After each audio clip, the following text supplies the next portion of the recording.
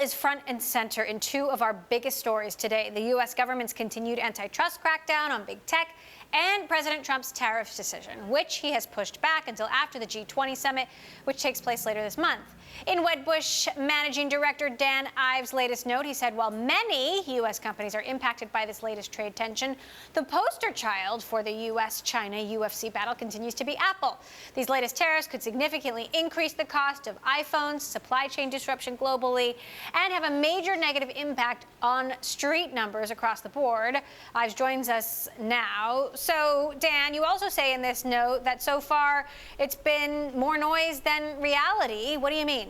I mean, what I'd say is through this week right now, iPhone demand in China is in line with expectations. And I think despite worries that they're burning iPhones in the street, thus far, I think expectations are sort of in line with what we're seeing for Apple. And that's the key. Right now on the demand side, obviously there's worries about what's on the horizon, but thus far, I think it's been minimal disruption, especially on the supply chain side as well, which is key on Foxconn. And so thus far, obviously the stock's factoring in a call it 15-20% earnings hit when you look out over the next year. And we think right now we're looking at something that's pretty de minimis relative to the fears.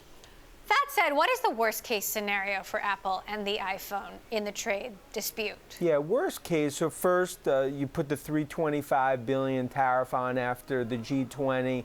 That would have what I would view as anywhere between a 10 to 15% negative EPS, sort of implication if they don't pass any of that through. So that would be negative on the supply side.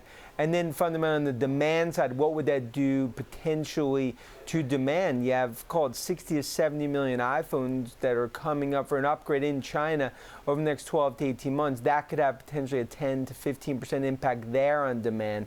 So that would be what I view as the draconian worst case scenario. And I think right now the stock is really reflecting that, which is why, in our opinion, you buy this name here, because if it's anything other than draconian, the stock rips from here.